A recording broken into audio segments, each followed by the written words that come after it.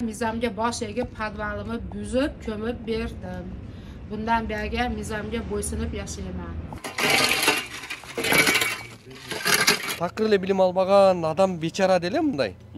Өзүнүн жерин бирөө талашып атса, кайрылып, укугун коргоп, мындай күрөшөт да. Эми сиздердики бир килтейген бир мамлекеттик институт болуп атасыздар. Кайрылуу болгондо биз бага чейин чара көрмөкпүз. Негизи Асандын жерин Үсөн тартып алса, Ташмат келип арыз жазбайт да.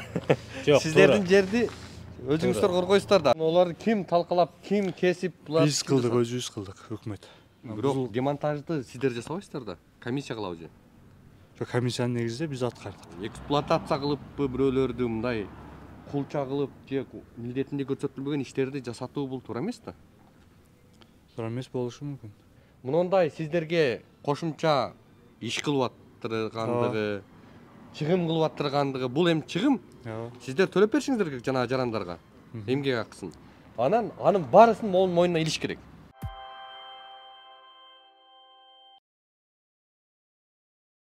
Москва шаарындагы боордоштор Ваш стоматолог клиникасы менин катталуучуларым үчүн 20% арзандатууларды, рентген жана консультацияларды акысыз көрсөтөт. Жекшемби күнү тишиңизди бекер жулдура аласыз. Ал эми ультра үндүү тиш тазалоо болгону 1500 рубль. Ваш стоматолог клиникасында төмөнкү кызматтар көрсөтүлөт. Хирургия, ортодонтия, имплантация, терапия, брекет системасы саат 9-дан 21:00-га чейин дем алышсыз кызмат көрсөтүлөт. Клиника заманбап жабдууларды орнотуп, тажрыйбалуу такшалган дарыгерлер менен толукталган. Дарья Рокоссовская бульвары, открытый шоссе көчөсү 14-үй, метродон болгону 3 мүнөт аралыкта.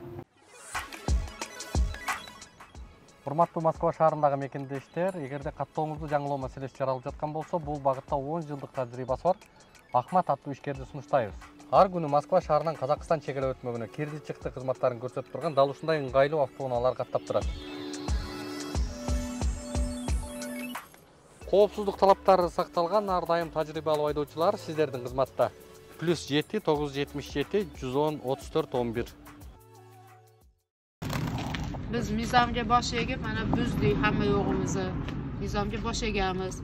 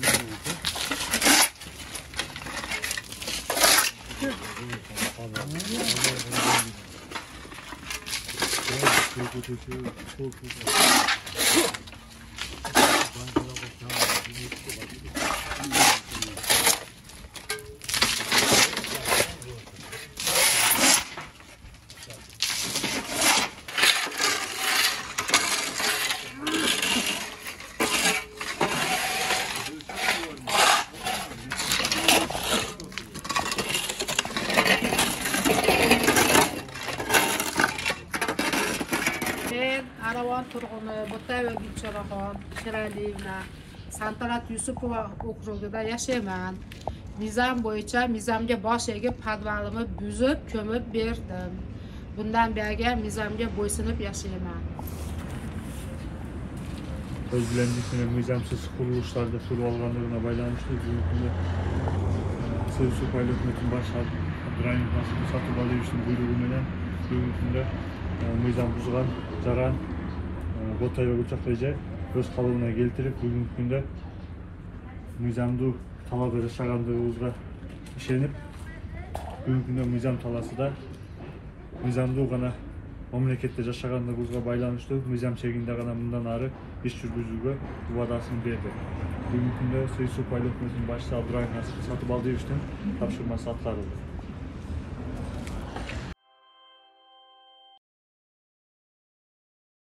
Урматтуу Москвадагы мекендештер, Кыргызстанга жүк салууну каалап, бирок кимден жиберүүнү ойлонуп жаткан болсоңуз, биз сиздерге ишенимдүү ишкерди сунуштайбыз. Бул ишкердин аты жөнү Зайырбек Маматкаримов.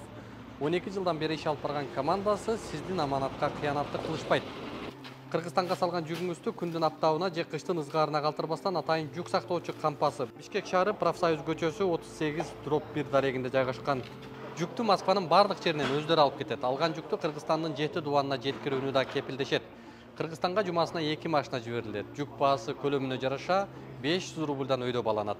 Дареги Нижегородское метросу, Перовское шоссе 9, строение 7. Байланыш номерлери +7 926 788 70 70. +7 929 624 63 64. Assalamu aleykum. Кандайсыз? Эсоңуз жакшыбы? Иштериңиз жакшыбы?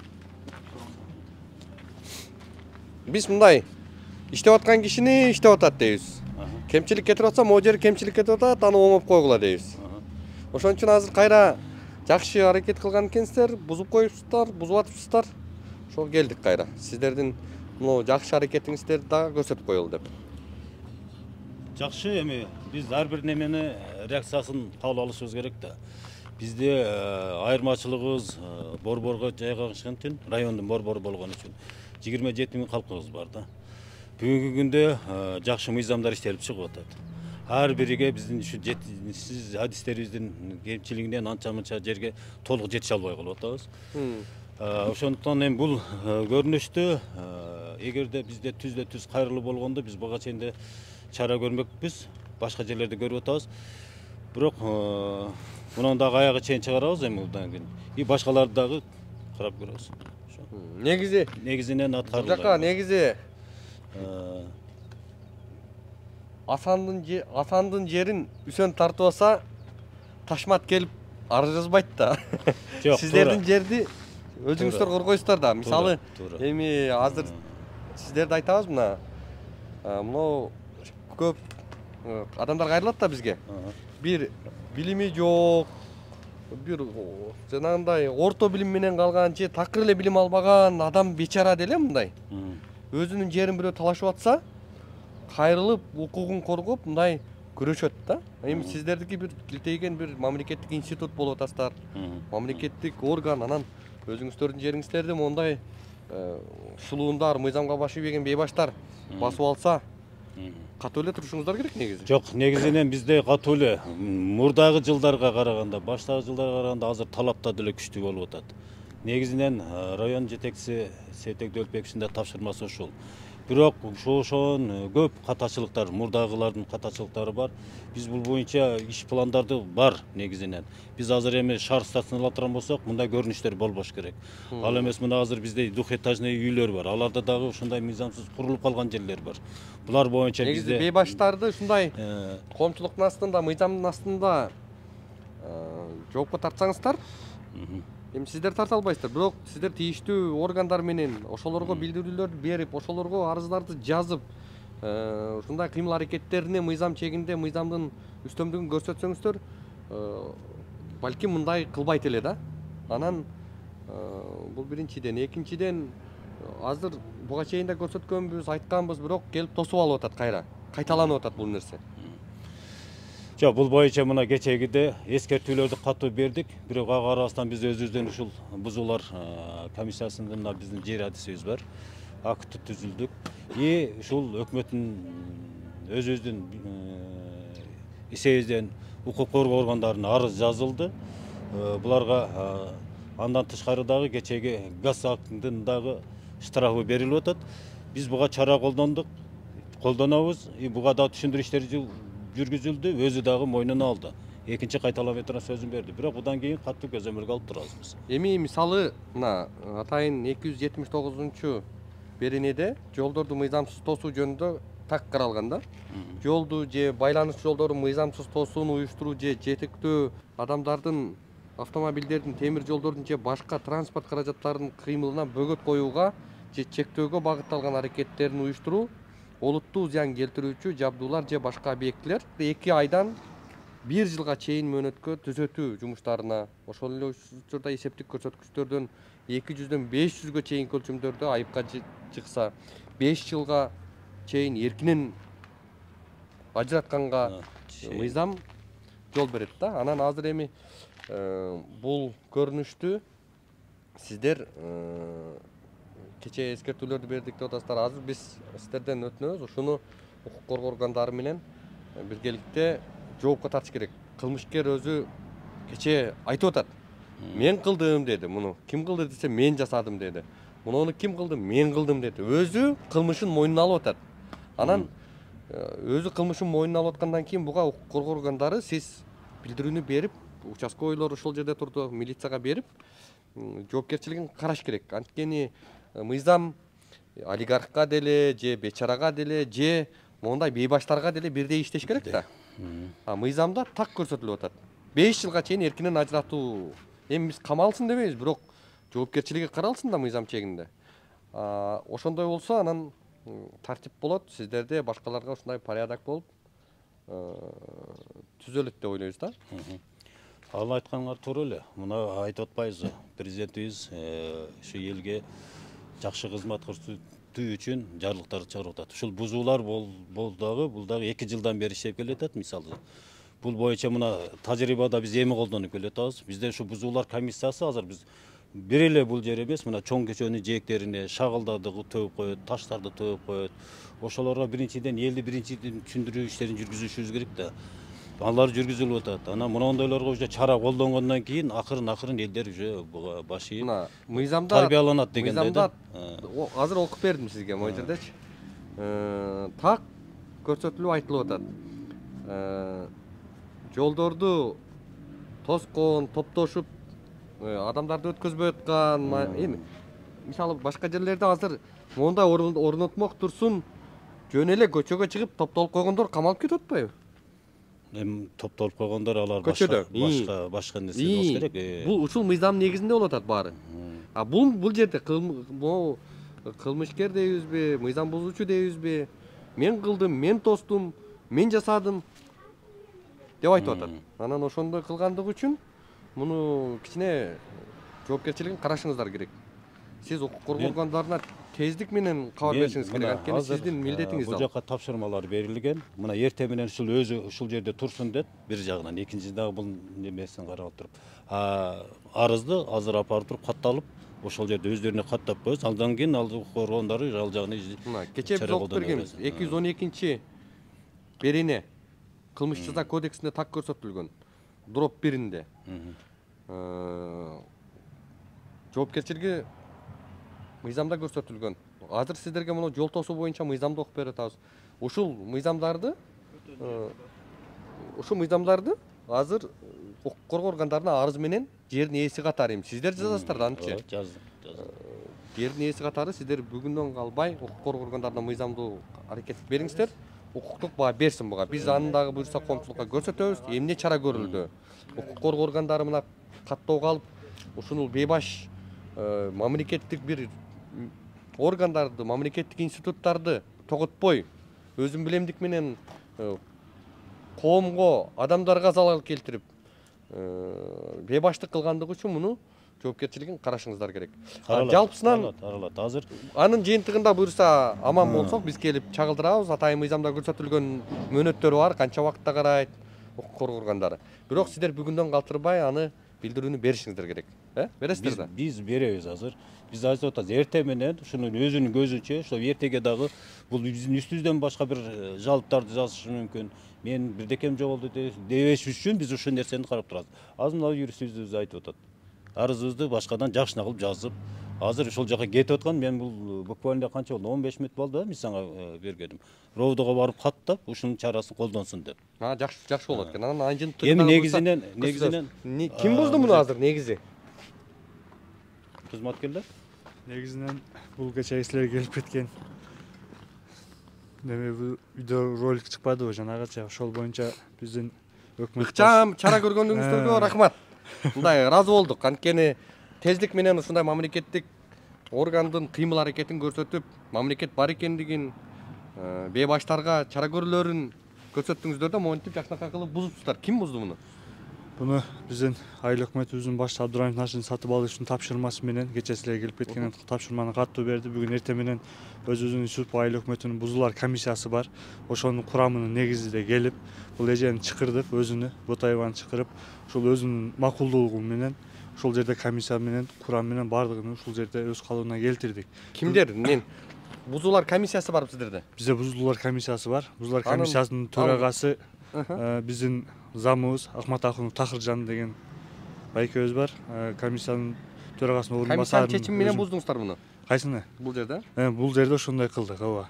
Анан бул жердеги ким бузду муну? Олар ким талкалап, ким кесип? Биз кылдык, өзүбүз кылдык, өкмөт. Айыл өкмөтпү? Айыл өкмөт тарабынан кылдык. Сиздерби? Биз кылдык.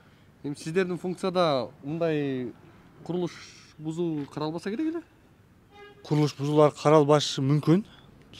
Мен толук тактап айта албайм. Бирок бүгүнкү күндө биз реакция кылганыбыздын себеби бул чындыгында кечээ кадастр, архитектуранын негизинде бул жерлер общий пользование домдун территориясы болгондугуна байланыштуу, бүгүнкү күндө өкмөттүн жери болгондугуна байланыштуу биз өзүбүз реакция кылдык. Сиз айткан сиздер эмгек келишимине ылайык бул сиздердин функционалдык милдетте көрсөтүлгөнбү?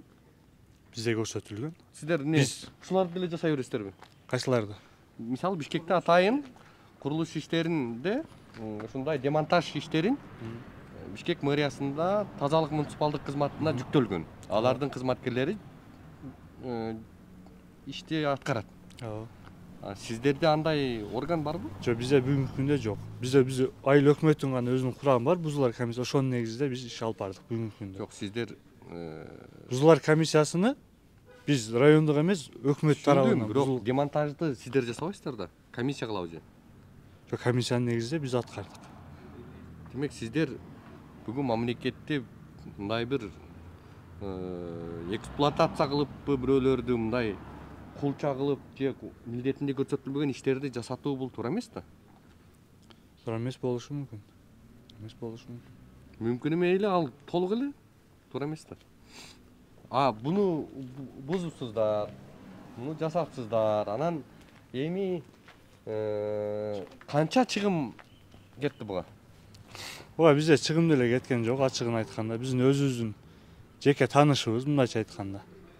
Жеке эле биз өзүбүз тааныш дос балабыздан сурандык. Болгарканы алып келип бизге кесип берип койчу ушуну деп өтүндүк. Ошонун негизинде келип эле буздук. Жок, аларга кызмат акы төлөндүбү? Жок, төлөнгөн жок. Төлөнүш керек да негизи. Ал эми алан жолдо бизге жардам кылды. Ошол бала. Негизи Сайт Буркан деген бала бизге негизи бул бекерлик кылып жашап кетип калды барысын. Бекерлик кылып берди, алган жолда кылып. Электр Алган энергиясын арасында. ким Электр энергиясы боюнча эч кандай бул жерде неме жок. Болгону гана болгарка менен келдик, комиссияны. тиги буга чейин да биз буздурганбыз да. Трактор менен келип канча чыгымдар болуп, трактор иштеп, экскаваторлор менен бузулган да. Алыныткы не болду? Ал убакта мен бул жумушта жок болчумун, бул жерге келбеген болчумун. Айыл өкмөттүн негизи чыгымдарды ошолорду эсепке алабы? Алынып Мен эми айтайын дегеним эмнеде болуп атат? Муну бейбаш жаран дейбизби, мыйзамды тоготпогон жаран дейбизби? Ушу Гүлчакырахан эженин мындай сиздерге кошумча иш кылып аттыргандыгы, чыгым кылып аттыргандыгы, бул эми чыгым. Сиздер төлөп беришиңиздер керек жана жарандарга. Эмгек акысын. Анын баарысын мойнуна илиш керек. Азыр эмне үчүн биз сиздерге укук коргоо органдарына арыз берип, муну кылмыш аракеттерине баа берилсин, укуктук баа берилсин, укук коргоо органдары чара көрсүн деп аткандыгыбыз, мунун чыгымын ошол эле учурда бул мамлекеттин жери да, муниципалдык жер. Бул жер канча жылдан бери? Кеминде бир канча 2000-жылдан бери деп атат. Канча жылдан бери бул жерде эле отурган, канча жылдан бери басып отурган, анын баарын укук коргоо органдары иликтеп, анан жалпы ушул жерге кеткен ижара акысы, жерди ижара менен гана алат да, ижара акысын эсептеп чыгып туруп, мону мойнуна илишиңиздер керек. Анан чыгымды төлөтүш керек бул жаранга. Биз ошон үчүн сиздерге мунун чыгымдарын, сиздердин эмгек акыңыздарды, кошумча расходтордун баарысын илип мойнуна төлөтүш керек.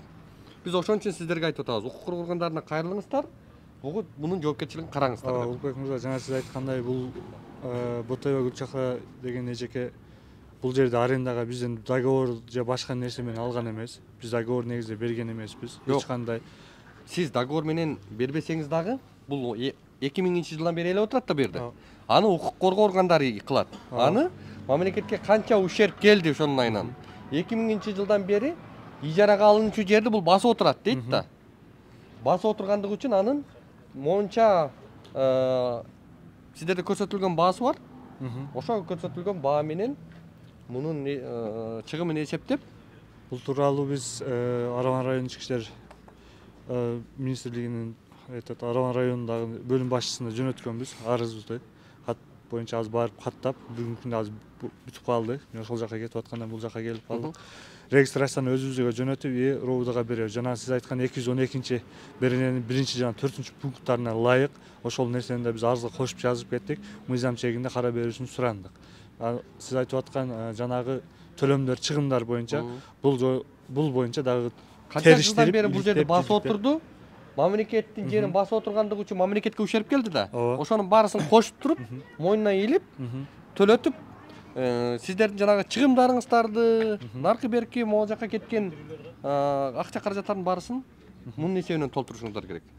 Бардыгын мыйзам чегинде укук коргоо органдарына биз билдирүүлөр беребиз. Мамлекетке ошо эле отурган жер үчүн ущербти төлөп бериш керек. Биз алга кошулабыз. Ал сөзүңүздү. Арызга кошосуз да ушул жагдайларда. Анан бизге арыздын да копиясын балким сүрөткө тартып жиберип коесуз. Макул. Рахмат сиздерге. Ийгилик. Ушундай реакция кылып, кыймыл кылып, ушундай бейбаштарга чара көрүп аткандыгыңыздар бул жалпы Араван району Кыргызстан боюнча эле ушундай бейбаш жарандарга сабак болот. Өзүм билемдик менен мамлекеттин жерин ала албайт экендигине көзү жетет. Эртедир кечтир коомчулуктун астында, мамлекеттин астында жүзү кара болот. Кимдеки мес алууну пландап жүргөн болсо, биз Авиалюкс туристтик агенттигин сунуштайбыз. Мыкты программаларды, сезондук турларды уюштуруп берет. Ошону менен бирге эле Кыргызстандын ички жана сырткы авиа каттамдарына авиабилеттерди сатып алсаңыздар болот. Ал үчүн сиз мисалы Орусиядан туруп эле же Кыргызстандын кайсы бир аймагынан буйрутма менен электрондук билеттерди да алсаңыздар болот. Байланыш номерлери 0507 644 944, 0557 644 944. Дареги Бишкек шаары Ден Сяпин көчөсү 2. Баса, умра сапарларын да уюштуруп беришет. Авиалюкс. Биз менен дүйнө тааны.